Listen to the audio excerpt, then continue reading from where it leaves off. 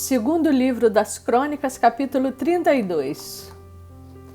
Depois destas coisas e desta fidelidade, veio Senaqueribe, rei da Assíria, entrou em Judá, acampou-se contra as cidades fortificadas e intentou apoderar-se delas. Vendo, pois, Ezequias que Senaqueribe vinha e que estava resolvido a pelejar contra Jerusalém, resolveu, de acordo com os seus príncipes e os seus homens valentes, tapar as fontes das águas que havia fora da cidade, e eles o ajudaram. Assim, muito povo se ajuntou e taparam todas as fontes, como também o ribeiro que corria pelo meio da terra, pois diziam: por que viriam os reis da Assíria e achariam tantas águas? Ele cobrou ânimo, restaurou todo o muro quebrado e sobre ele ergueu torres. Levantou também o outro muro por fora, fortificou a Milo na cidade de Davi e fez armas e escudos em abundância. Pôs oficiais de guerra sobre o povo, reuniu-os na praça da porta da cidade e lhes falou ao coração, dizendo: sede fortes e corajosos, não temais, nem vos assusteis por causa do rei da Assíria, nem por causa de toda a multidão que está com ele, porque há conosco maior do que o que está com ele. Com ele está o braço de carne, mas conosco o Senhor nosso Deus, para nos ajudar e para guerrear nossas guerras. O povo cobrou ânimo com as palavras de Ezequias, rei de Judá. Depois disto, enquanto Senaqueribe, rei da Assíria, com todo o seu exército, sitiava Laquis, enviou seus servos a Ezequias, rei de Judá, que estava em Jerusalém, dizendo: assim diz Senaqueribe, rei da Assíria: em que confiais vós para vos deixardes sitiar em Jerusalém?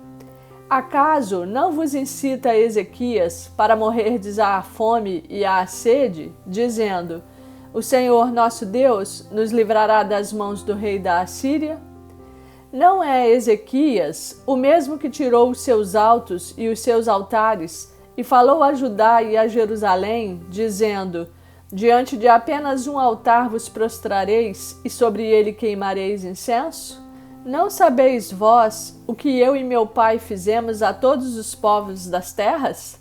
Acaso puderam de qualquer maneira os deuses das nações daquelas terras livrar o seu país das minhas mãos? Qual é, de todos os deuses daquelas nações que meus pais destruíram, que pôde livrar o seu povo das minhas mãos, para que vosso Deus vos possa livrar das minhas mãos?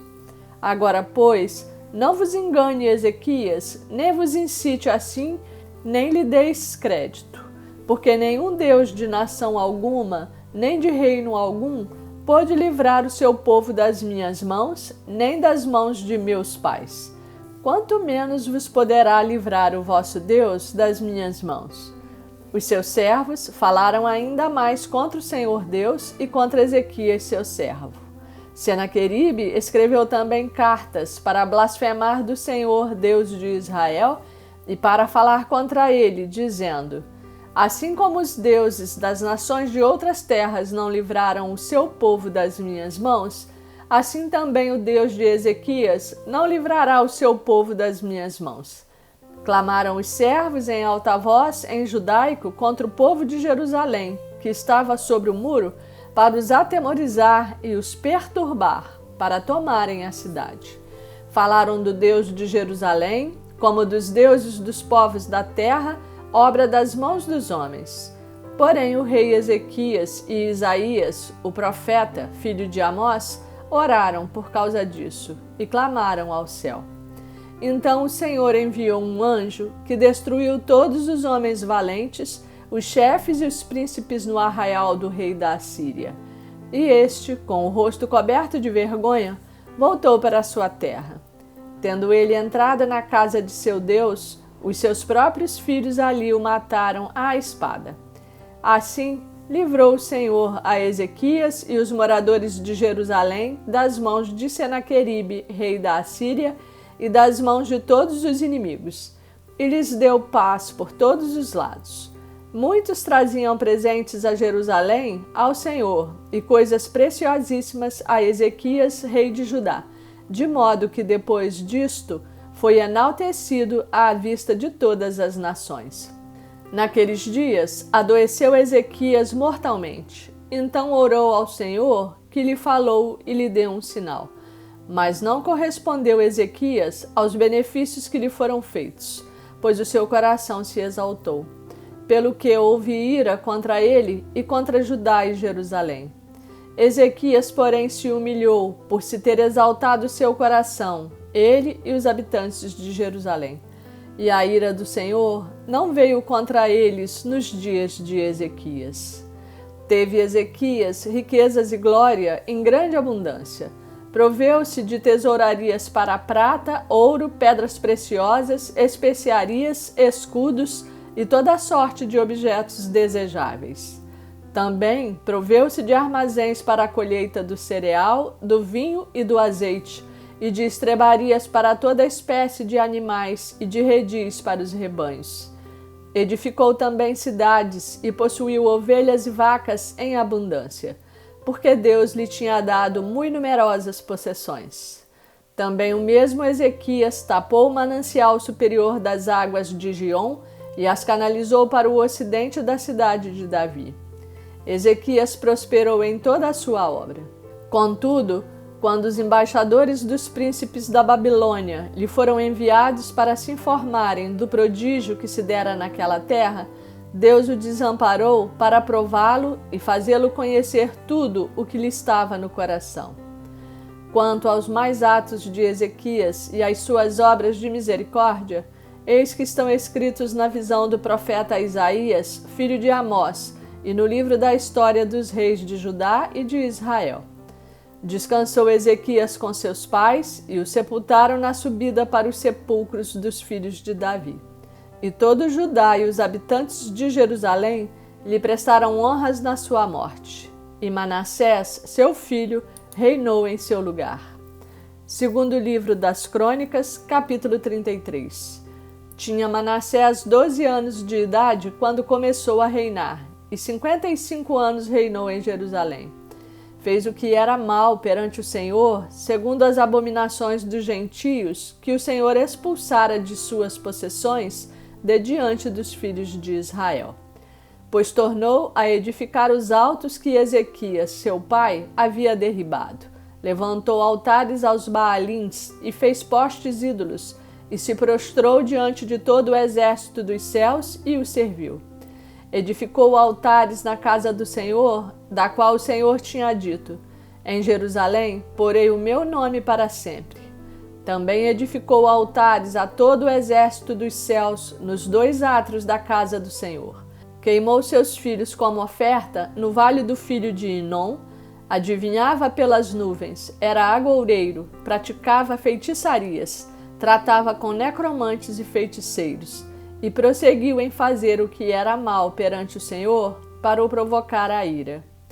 Também pôs a imagem de escultura do ídolo que tinha feito na casa de Deus, de que Deus dissera a Davi e a Salomão seu filho: nesta casa e em Jerusalém, que escolhi de todas as tribos de Israel, porei o meu nome para sempre, e não removerei mais o pé de Israel da terra que destinei a seus pais, contanto que tenham cuidado de fazer tudo o que lhes tenho mandado, toda a lei, todos os estatutos e os juízos dados por intermédio de Moisés. Manassés fez errar a Judá e os moradores de Jerusalém, de maneira que fizeram pior do que as nações que o Senhor tinha destruído de diante dos filhos de Israel. Falou o Senhor a Manassés e ao seu povo, porém não lhe deram ouvidos, pelo que o Senhor trouxe sobre eles os príncipes do exército do rei da Assíria, os quais prenderam Manassés com ganchos, amarraram-no com cadeias e o levaram à Babilônia. Ele, angustiado, suplicou de veras ao Senhor seu Deus e muito se humilhou perante o Deus de seus pais. Fez-lhe oração e Deus se tornou favorável para com ele, atendeu-lhe a súplica e o fez voltar para Jerusalém, ao seu reino. Então reconheceu Manassés que o Senhor era Deus. Depois disto, Edificou um muro de fora da cidade de Davi, ao ocidente de Gion, no vale, e a entrada da porta do peixe, abrangendo Ofel, e o levantou muito alto. Também pôs chefes militares em todas as cidades fortificadas de Judá. Tirou da casa do Senhor os deuses estranhos e o ídolo, como também todos os altares que edificara no monte da casa do Senhor e em Jerusalém, e os lançou fora da cidade. Restaurou o altar do Senhor, sacrificou sobre ele ofertas pacíficas e de ações de graças, e ordenou a Judá que servisse ao Senhor, Deus de Israel. Contudo, o povo ainda sacrificava nos altos, mas somente ao Senhor seu Deus. Quanto aos mais atos de Manassés e a sua oração ao seu Deus, e às palavras dos videntes que lhe falaram no nome do Senhor, Deus de Israel, eis que estão escritos na história dos reis de Israel. A sua oração e como Deus se tornou favorável para com ele, todo o seu pecado, a sua transgressão e os lugares onde edificou altos e colocou postes ídolos e imagens de escultura, antes que se humilhasse, eis que tudo está na história dos videntes. Assim, Manassés descansou com seus pais e foi sepultado na sua própria casa, e Amon, seu filho, reinou em seu lugar. Tinha Amon 22 anos de idade quando começou a reinar, e reinou 2 anos em Jerusalém. Fez o que era mal perante o Senhor, como fizera Manassés, seu pai, porque Amon fez sacrifício a todas as imagens de escultura que Manassés, seu pai, tinha feito, e as serviu, mas não se humilhou perante o Senhor como Manassés, seu pai, se humilhara. Antes, Amon se tornou mais e mais culpável. Conspiraram contra ele os seus servos e o mataram em sua casa. Porém, o povo da terra feriu todos os que conspiraram contra o rei Amon, e constituiu a Josias, seu filho, rei em seu lugar.